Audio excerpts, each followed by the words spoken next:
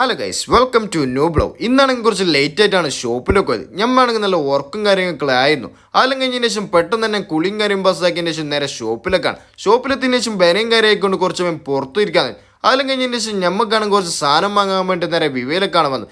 സാധനം കാര്യമെല്ലാം വാങ്ങിയതിന് ശേഷം ബില്ലും കാര്യം അടിച്ചപ്പോൾ തന്നെ ഞമ്മ സാധനം എടുത്ത് നേരെ റൂമിലേക്ക് തന്നെ പോവാന്ന് വെച്ചു. ഇന്നാണെങ്കിൽ വെള്ളിയാഴ്ച കൊണ്ട് ചിക്കൻ ബിരിയാണിയാണ് റെഡിയാക്കുന്നത്. അതാണെങ്കിൽ നമുക്കൊന്ന് പള്ളിക്കൊന്നാട്ടുമ്പോൾ ദമ്മ് ഇടുമ്പോൾ അങ്ങനെ ദമ്മിലിട്ടതിന് ശേഷം ഞമ്മാണെങ്കിൽ പള്ളിക്ക് പോകാൻ കുറച്ച് ലേറ്റ് ആയും ചെയ്തു. ഞാൻ പോകുമ്പോൾ വെച്ച് നിസ്കാരം കിട്ടില്ല എന്നാണ്. ഞമ്മക്കാണെങ്കിൽ എപ്പം കിട്ടുന്നത് കഫ്തീറിൻ്റെ കഫേ ആയിക്കൊണ്ട് അതിൻ്റെ ഉള്ളിൽ തന്നെ ജുമ്മ നിസ്കാരം ഒന്ന് പാസ്സാക്കാൻ. അതെല്ലാം കഴിഞ്ഞതിന് ശേഷം ഞമ്മ നേരെ സൈക്കിൾ എടുത്ത് നേരെ റൂമിൽ പോയിട്ട് ഒന്ന് മുസൽ വെച്ചിട്ട് വേണം ഒന്ന് പോകാൻ. അതിനിടക്കാണ് അവർ ദമ്മും പൊട്ടിച്ചിട്ടുണ്ട്. ഞമ്മക്കൊന്ന് ബിരിയാണി കഴിച്ചാലോ. സാധനമാണെങ്കിൽ അടിപൊളിയായിക്കൊണ്ട് ചിക്കൻ ബിരിയാണിയും കച്ചമ്പറും കൂട്ടി ഫുഡും കഴിച്ച് സമയമില്ലാത്തതുകൊണ്ട് എന്റെ സമയത്തിന്റെ വില നിനക്കറിയില്ല. മിനിറ്റിന് ലക്ഷങ്ങളാ.